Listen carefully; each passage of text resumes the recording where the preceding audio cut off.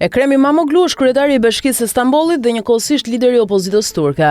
Me profil pro-europian dhe sekular, para zgjedhjeve presidenciale, presidenti Erdogan e arrestoi rivalin e tij me akuza për korrupsion, duke i çuar tabore policie në shtëpi. U pa qartë se bëi fjalë për një arrestim politik, gjë që u denoncua ndërkombëtarisht. Çfarë lidhje ka kjo me Erion Veliajin? Kryebashkiaku i Stambollit ishte mik i afërt i ish-kryebashkiakut të Tiranës me të cilin kishte marrëdhënie politike të forta. Më 30 janar 2024, Veliaj priti në zyrën e tij Imamoglu.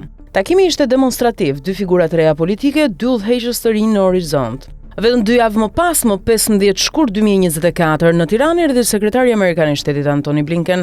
Ai dha ultimatumin Ramës për të tërhequr nga pushteti. Personi i vetëm tjetër që Blinken takoi përveç Ramës ishte Erion Veliaj tek piramida së bashku me Alex Soros. Menjëherë pas këtij takimi në SPAK mbërriti denoncimi i Ines Tiangonit. Hetimi ndaj Veliajit u hap zyrtarisht. Një vit më pas, më 10 shkurt 2025, Veliaj u arrestua në zyrën e tij. Vetëm një muaj më vonë, më 19 mars 2025, ndodhi arrestimi i Imamoglut në Stamboll.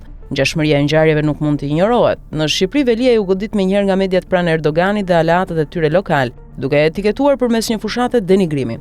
Para bashkisë nisën protestat vogla, të cilat dukeshin qartë se ushqeheshin nga grupe brenda vetë mazhorancës. Nga selia e PS-s u hodhën në qarkullim emra për pasuesin e tij, duke u lidhur me klane pranë sultanit të Tiranës. Kjo përplasje nuk mund kuptohet pa marrë parasysh kontekstin ndërkombëtar.